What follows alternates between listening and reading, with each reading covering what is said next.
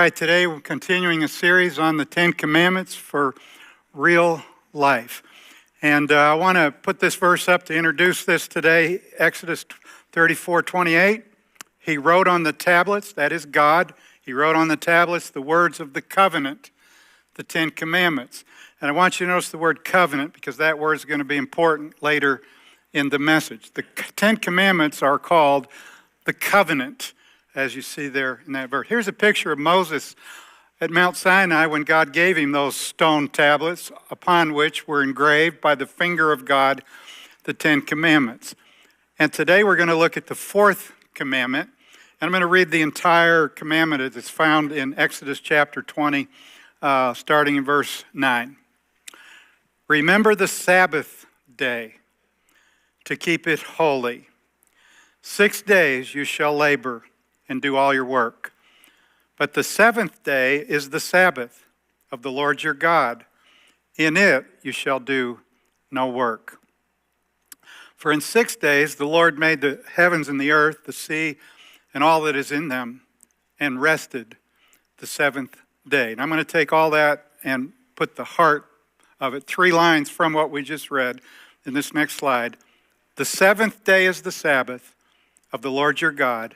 In it you shall do no work. The word Sabbath was used twice as I read through these verses, so I'm going to call this the Sabbath commandment. The fourth commandment is what I would call the Sabbath commandment. I want to start with a personal question, and that is, have you been obeying the Sabbath commandment? Have you been obeying the Sabbath commandment? Now, to help you answer that, I want to start with go to another question, and that is, what day is the Sabbath day? Well, that's answered for us in the commandment itself. Here's the line. The seventh day is the Sabbath. So going to the next slide, Saturday is the Sabbath day. And therefore the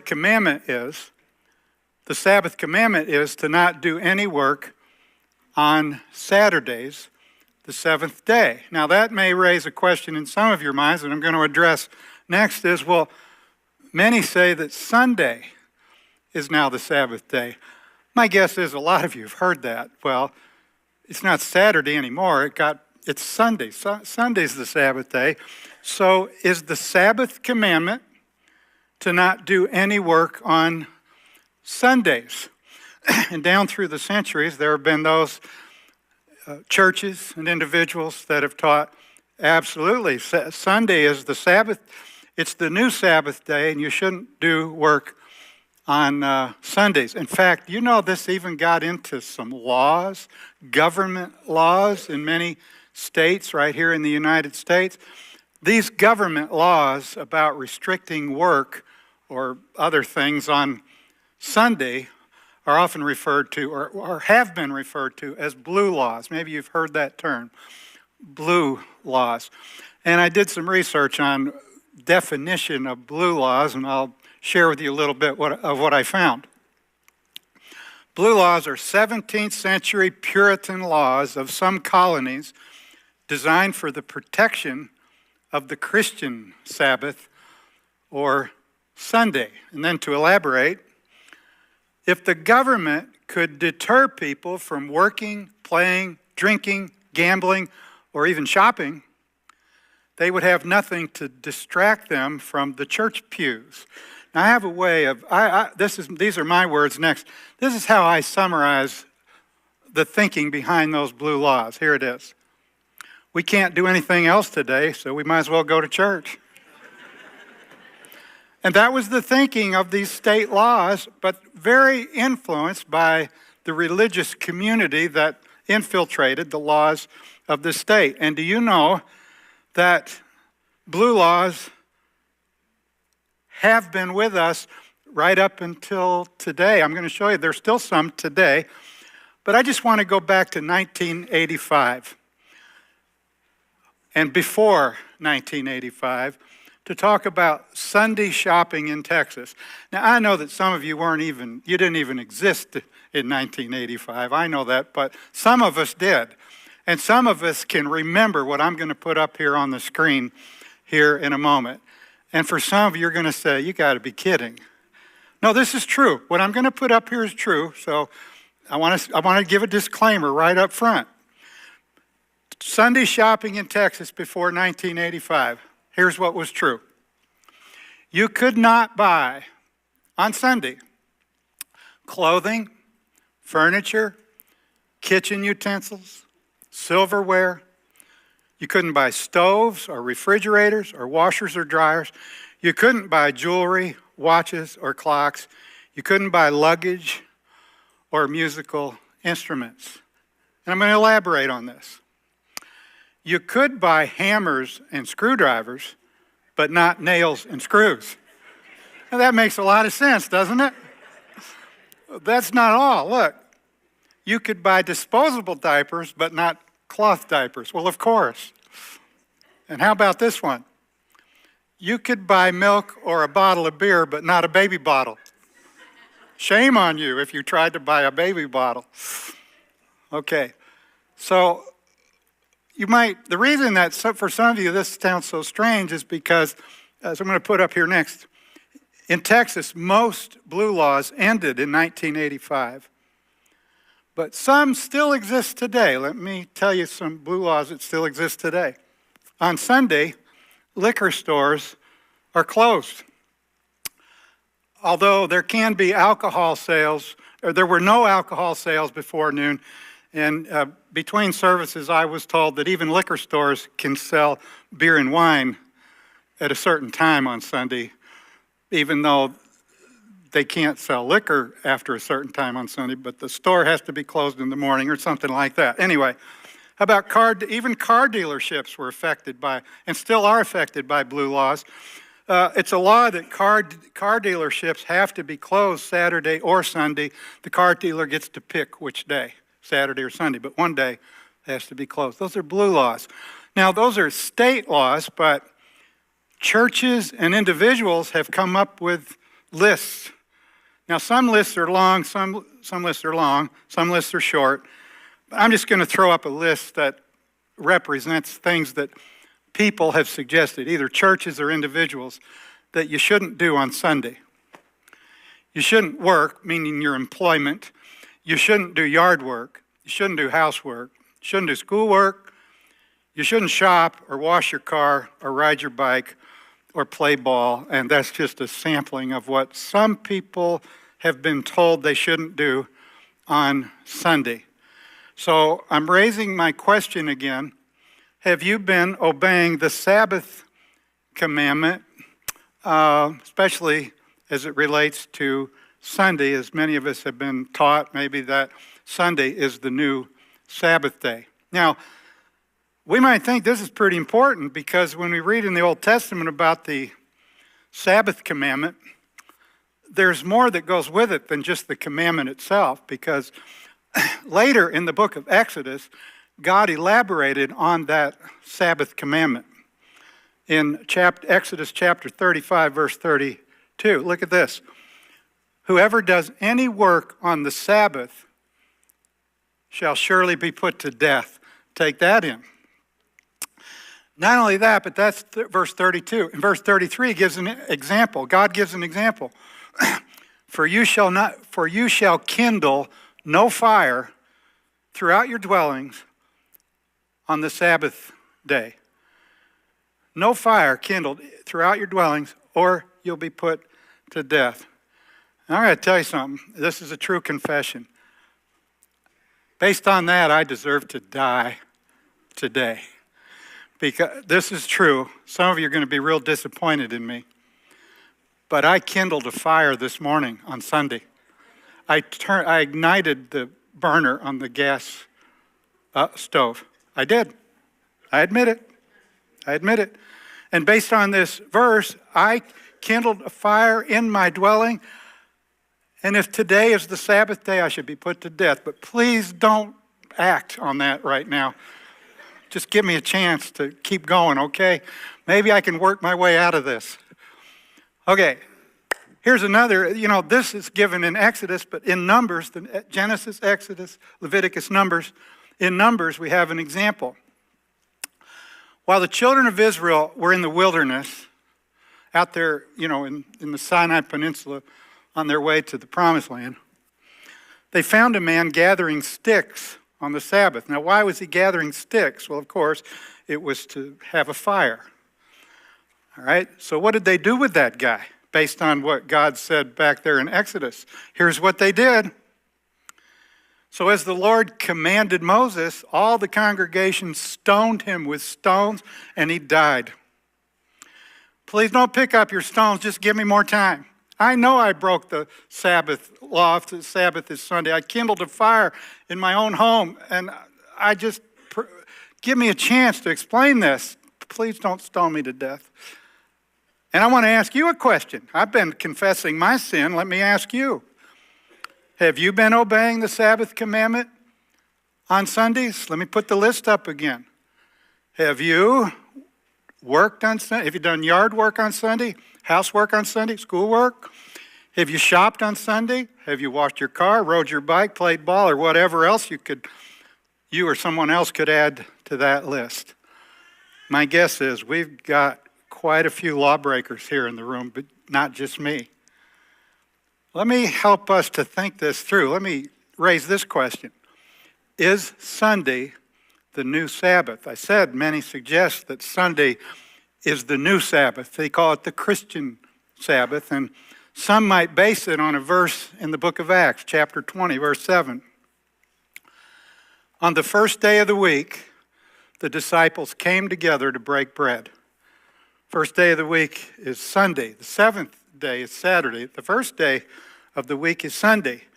The disciples, the followers of Christ, came together to break bread, which is a metaphor for they met for the Lord's Supper and to remember Christ and to worship and to gather as a church on the first day of the week. But I want you to notice, first of all, this is not Saturday, this is Sunday.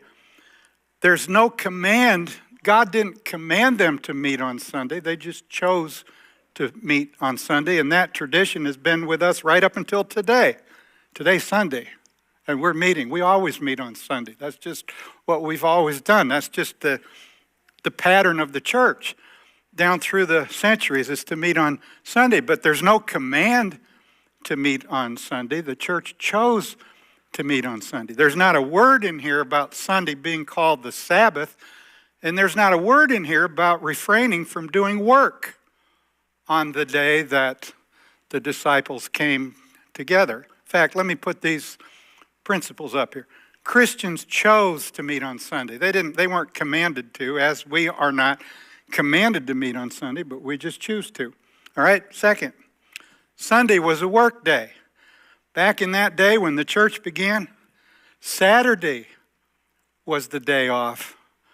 In the Jewish world, Saturday was the Sabbath. Sunday was a work day. They had to have met in the evening because they had to go to work on Sunday.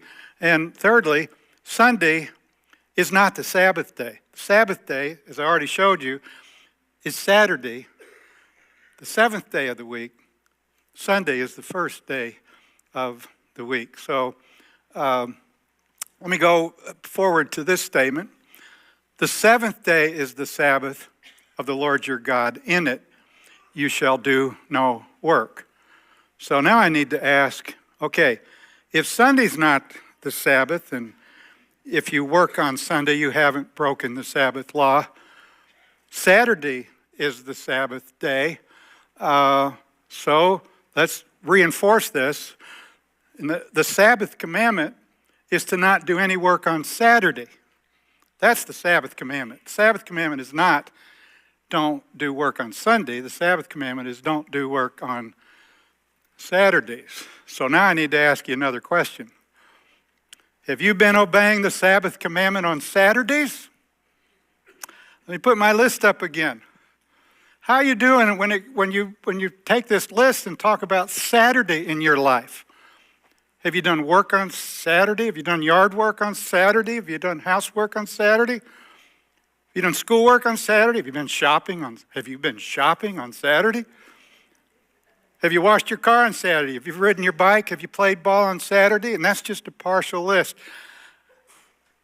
I'm pretty sure we got a lot of lawbreakers in this room when it comes to the Sabbath commandment. I don't think anybody would be exempt. We've all broken the Sabbath commandment. Well, where does that leave us? Are we in trouble? Is God upset with us? What are we going to do about this? Well, I'm going to show you what we can do about it from the Bible, because the Bible speaks to this issue some more. In fact, we're going to look at the prophet Jeremiah, who speaks to this issue to help us think this through for our own lives. Jeremiah, in Jeremiah 31:31, is quoting the Lord, and he writes, "The days are coming, says the Lord, when I will make a new covenant with the house of Israel, not according to my covenant which they broke."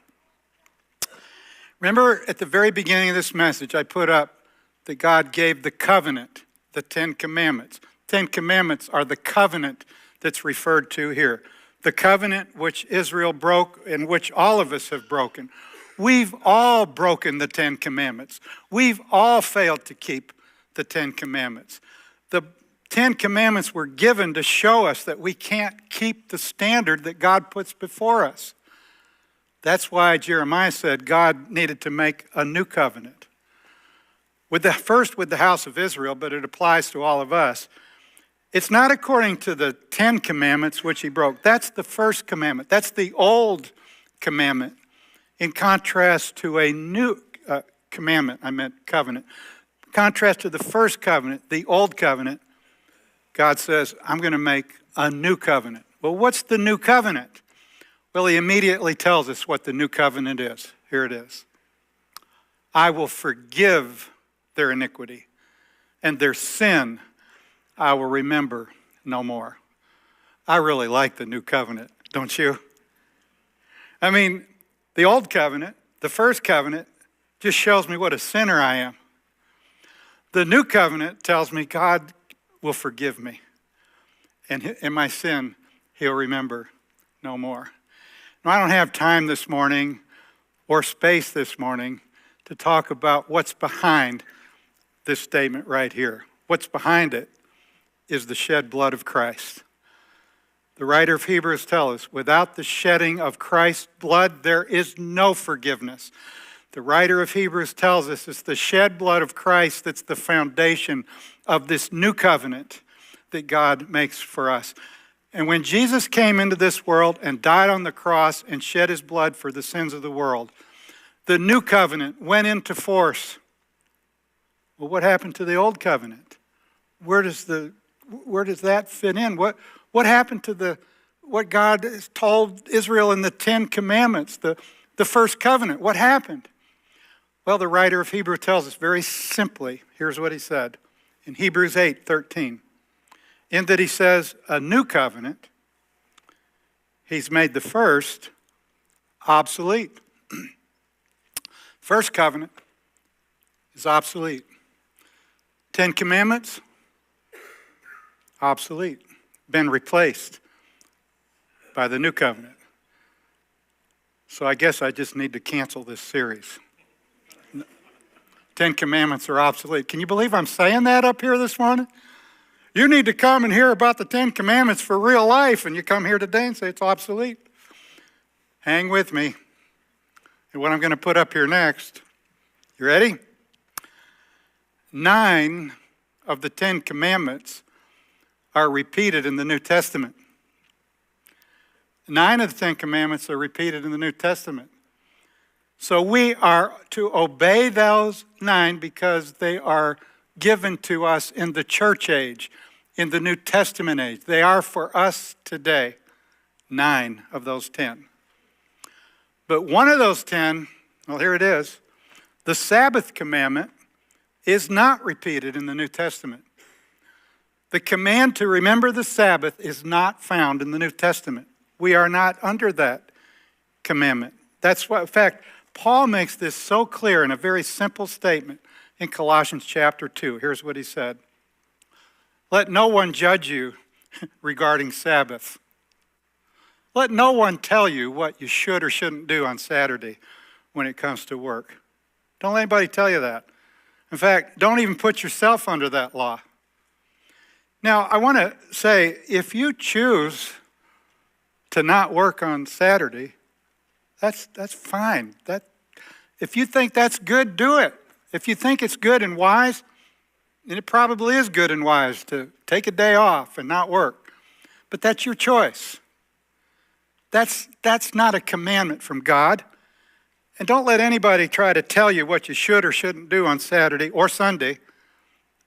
Let no one judge you regarding Sabbath. Or to put it in a simple statement, the Sabbath commandment does not remain for us today. We're not under the Sabbath commandment. It doesn't remain for us today. But now get ready for what I'm going to put up next, because up until this point in my message, I'm going to stop there. Up until this point in my message, I don't think this has been too hard to follow. It might be new to you. I understand that. It might be kind of a shock to you, maybe some of you, to realize we're not under a Sabbath commandment. And I don't think it's been too hard to grasp, even though it may be new to you. But I just want to tell you, what I'm going to get into the rest of the sermon is a little bit harder. In fact, it's a very hard concept. It's a new concept to almost, it's still something I'm trying to grasp and learn, but I think for most people, this is really new. So I'm just forewarning you, this is a little bit harder, but if you hang with me, I'll do my best to try to explain it, because it's very important, as I hope to explain. Okay. Here's the statement. The Sabbath rest does remain for us today. Now let me put those two statements up here together. The Sabbath commandment does not remain for us today, but the Sabbath rest does remain for us today. And if that's all I had to say, I imagine that would be very confusing, because, well, it just would be, until we understand what God means by the term Sabbath rest in the Scriptures. In fact, here's a plain statement in Hebrews chapter 4, verse 9. There remains a Sabbath rest for the people of God. Now, notice the word remains. The Sabbath rest remains for the people of God today. This is Hebrews. This is New Testament truth. When I've already, hopefully, shown you that the Sabbath, we are no longer, the Sabbath commandment doesn't remain for us, but the Sabbath rest does. So what in the world does that mean? Well, let me start explaining this by making an important statement. Here it is. The Sabbath rest has nothing to do with no work on Saturdays or Sundays. I'm going to pause there and let you take that in. When the Bible talks about the Sabbath rest, that has nothing to do with refraining from work on Saturday or Sundays. It's a whole different concept. And now I want to explain what the Bible means, or how the Bible talks about this idea of rest or Sabbath rest. And I've got a 2-point outline to explain Sabbath rest. Here are my 2 points. I want to explain what the Sabbath rest was for the people of God in the Exodus, in the Old Testament. And then I want to try to explain what the Sabbath rest is for the people of God today, you and me, as explained in Hebrews chapters 3 and 4. Okay, let me let you take that in. First, I want to talk about Sabbath rest for the children of God in the Exodus, and then the Sabbath rest for the people of God today. So let's go back to the Exodus. What do I mean by Exodus? Look at this map. It's a satellite image of Egypt over here. There's the green for Egypt. Up here is modern-day Israel, called the Promised Land for the Jewish people. Down here is the Sinai Peninsula. The Exodus was the journey of the children of Israel from Egypt to the Promised Land, except they went by way of going south and then north down around this Sinai Peninsula. The arrow points to Mount Sinai, where God gave them the Ten Commandments. Children of Israel had been in slavery in Egypt for over 400 years. God delivered them out of Egypt to bring them to the Promised Land, but they took this detour, and hopefully God wanted them to go straight up to the Promised Land, the land of Canaan.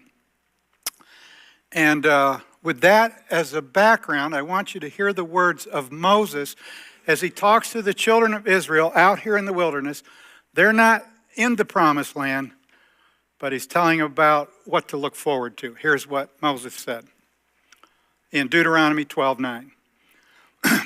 As yet, you have not come to the rest and the inheritance which the Lord your God is giving you. Notice the word rest. It's a very important word on topic here this morning. You haven't come to the rest that lies ahead. What rest? What does he mean by rest? He explains it. When you cross over the Jordan and dwell in the land which the Lord your God is giving you to inherit, and he gives you rest from all your enemies round about so that you dwell in safety. Moses is saying, and God through Moses is saying, you're going to have rest when you get to the Promised Land. And that you can kind of get that, right? I mean, out there in the wilderness, it was hard, difficult ordeal to be out there in the wilderness, out there in that Sinai Peninsula. But Moses is giving them something to look forward to. When you get into the Promised Land, eventually God's going to give you rest, where you can look back and say, we made it. After all that ordeal out there in the wilderness, we finally made it. This is such a restful experience to arrive in the Promised Land. But let me go back to the map, because I want to point out the fact that not all the children of Israel made it to the Promised Land. Listen to me. Or I didn't mean it that harshly. Please listen to what I'm about to say. I didn't mean to say, listen to me. Ooh, that wasn't good. Please kindly listen to what I'm about to say. The generation of adults that left on this journey, the adults didn't make it to the Promised Land, except for a couple of guys and their families, Joshua and Caleb. All the rest of the adults died, and it took 40 years for them to die off. 40 years out here in the wilderness until that generation died, and they didn't make it to the Promised Land. Now, that doesn't mean they didn't make it to heaven when they died. Let me give you an example. Moses didn't make it to the Promised Land. Moses, because he sinned against God, and God said, you're not going to go to the Promised Land. Did Moses make it to heaven? Well, he sure did. I could show you verse after verse that proves that Moses is in heaven. But he didn't make it to the Promised Land, and neither did that generation, because they didn't do right before God. And it was their children, the following generation, that made it to the Promised Land and entered into the rest in the Promised Land. In fact, the writer of Hebrews in chapter 3 speaks about the generation that didn't make it. Here's what he says. With whom was God angry for 40 years? Was it not with those who sinned, whose corpses fell in the wilderness? For who, having heard, rebelled? Indeed, was it not all who came out of Egypt led by Moses? And to whom did he swear that they would not enter his rest? But to those who did not obey. Okay? So entering his rest means to make it to the Promised Land and experience the rest of finally arriving there and having all that ordeal in the wilderness behind. It is not the same as going to heaven, because a whole lot of those people that died in the wilderness still went to heaven, but they weren't allowed the reward or the privilege of entering the rest of being in the Promised Land. So keep that in mind as I go back to my 2-point outline. The Sabbath rest for the people of God in the Exodus is the same, or is, that they got to enter the Promised Land. But what about the Sabbath rest for the people of God today? This is explained in Hebrews 3 and 4, and I'll give you the central verses that bring this out in my understanding. Hebrews 4:9, there remains a Sabbath rest for the people of God. Now, he's talking to you and me. We are the people of God in the church age. The writer of Hebrews is writing to you and me. Okay, writer of Hebrews, what do you mean by Sabbath rest for us today? It's obviously not to make it to the land of Canaan, to make it to the promised land. What are you talking about? He explains it in the next verse, verse 10. For he who has entered his rest has himself also ceased from his works as God did from his. Let's start down here at the bottom. God ceased from his works on the seventh day. You know, when God created this world, he did it in 6 days, and when he finished, he said, oh, that was so good. In fact, in Genesis it says, God declared this is very good. And God rested. And what was the rest for God about? It was a rest that says, I have finished what I set out to do. I set out to create the heavens and the earth, and I've done it. I finished what I set out to do, and it's time for me to rest and enjoy what I've created. The writer of Hebrews says, he, speaking about you, hopefully, who has entered his rest has also ceased from his works. Here's what this is what he's talking about. I'm trying to make this personal to you. At the end of your life, when you stand before God, you're going to look back on this life. And you're going to look back on what you did with the life that God gave you, this short life that you have. And you're going to look back on it. And hopefully, some of you will be able to say, I ceased from my works as God did from his. I did what God gave me to do. I did what God gave me to do. I finished what God gave me to do. And let me try to be specific. I did the work that God wanted me to do toward my wife. I did what God wanted me to do toward my husband. I did what God gave me to do toward my children. I did what God gave me to do in my place of employment, to do my work as unto God. I did what God told me to do in regard to the church. I did what I was supposed to do when it came to my life in church. I did what God gave me to do with the money that he put in my hand, to use it in a way that would count for eternity. I feel so good as I look back on my life that I did what God gave me to do. God wants you to be able to say that at the end of your life. And if you do, you will be entering the rest that brings in your heart, your soul, and your mind on that future day, that you finished the work that God left you here to do. All right? But the writer of Hebrews goes on to say this in verse 11. Let us therefore be diligent to enter that rest, lest anyone fall according to the same example of disobedience. And there he's referring to the Exodus. Same example of disobedience of those children of Israel that didn't make it to the promised land. He's talking about born-again Christians just like Moses and those others in the Exodus that didn't make it to the promised land. They still had eternal life. They went to heaven just like Moses. But they failed. They fell short. They didn't enter the rest. They couldn't say, I finished what God gave me to do. I did what God gave me to do. And so they won't enter that same rest that they could have had. You know, Jesus had this concept in mind. He didn't use the word rest, but he sure taught this truth in Matthew chapter 25. He gives these two examples about two people that will stand before him on a future day. Two born-again Christian servants that stand before him on a future day. To one of them, he says, "Well done, good and faithful servant. Enter into the joy of your Lord." Now I'm going to ask you a no-brainer question. Would you like for Jesus to say that to you?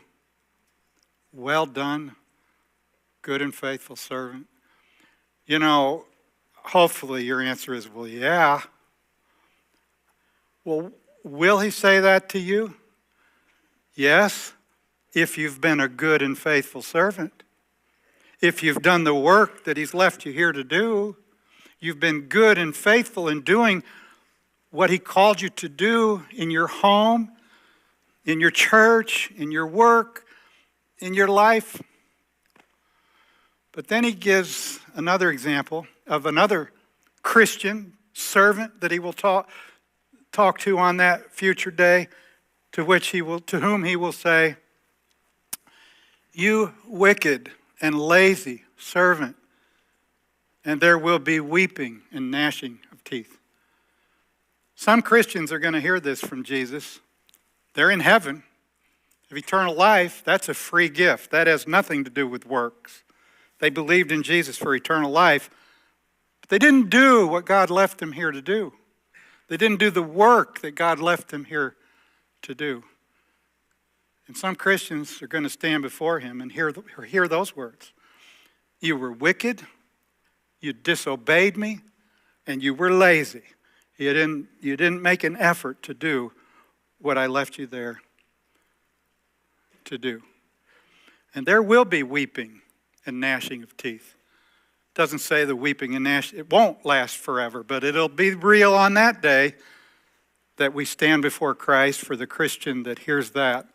And I'm going to ask you the same question. You want to hear him say that to you someday? Do you want to hear that from Jesus someday? I would guess that every one of you would say, "Oh no, I don't want to hear that." Well, I don't either. That's why this topic is so important. And we need to encourage each other to remember this truth. That's what the writer of Hebrews tells us in this passage in Hebrews chapter 3. "Exhort one another daily while it's still called today, lest any of you be hardened through the deceitfulness of sin." We need to encourage each other and help each other to look forward to the day that we'll stand before Christ. I love that third last song that we sang this morning. "Come, Jesus, come." It lifted all of our hearts to think about the day that Jesus is going to come and we're going to stand before him. You sang it like you meant it. But sing it like you meant it, remembering that we're going to stand before him and give an account also of what we've done with the life that he's left us here to live. And hopefully we will hear him say, "Well done, good and faithful servant." We have each other to help us. You need to connect with other believers to help you. We need to exhort one another. Are you connected with others? Maybe you need to be a part of a group here. Maybe you need to find someone or some people that you can connect with to encourage you and help you, and you can encourage them. And at the end of Hebrews 4, he says this, "We have Jesus, the Son of God. Let us therefore come boldly to the throne of grace that we may obtain mercy and find grace to help in time of need." You know, at the end of this sermon today, I hope you've been encouraged or motivated to want to say, "You know, I really want to hear him say, 'Well done.'" And the response would be, "Jesus, help me. Thank you that you're there to give me the mercy and grace I need to do what you've given me to do with this life that you've left me to live. Help me, Jesus. I'm calling out to you on your throne of grace that I can find grace and mercy to help me to finish the work you've given me to do, that I can enter into the rest that you want me to enter on the day that I stand before you." All right, so today we've covered the next message in the 10 Commandments for real life. I'm going to summarize. The topic today was the Sabbath commandment. We've learned that the seventh day is the Sabbath of the Lord your God, and in it you shall do no work. That's the original commandment. We've learned that the Sabbath commandment does not remain for us today, but the Sabbath rest does remain for us today. I'm going to let the writer of Hebrews say it one more time, what we need to take from that truth about Sabbath rest. There remains a Sabbath rest for the people of God. For he who has entered his rest has ceased from his works as God did from his. Let us therefore be diligent to enter that rest. Next week we'll continue the series on the 10 Commandments for real life. The commandment is the 5th commandment: honor your father and your mother. Now I know that this relates to you because everybody in this room has a father and a mother. And God says we need to honor our father and mother, and sometimes that's hard to do. For some of us whose mother and father have died, can we still do that? Yes, we can still honor our father and mother. No matter what your age, no matter the age or the place of your parents, we're going to learn different ways that God gives us in the Bible to honor our father and mother. So don't miss next week. I hope you'll plan to be here. And I'm going to close in prayer. I'll be up here afterwards. If you have a question about today's message, come on up and I'll try to answer it. Or if you just want to come up and introduce yourself, I'd love to meet you. Let's pray. Father, I pray that we might be motivated to do the work that you've given us to do in this short life that we have, that we might enter your rest, to hear you say, well done, on that future day. We need your help. We need your help, and we need the help of each other. Help us to help each other as we call out to Jesus to help us finish the work that you've given us to do in this short life that we have. For hearing that prayer and for the way that you'll answer, we'll give you thanks and we'll give you praise.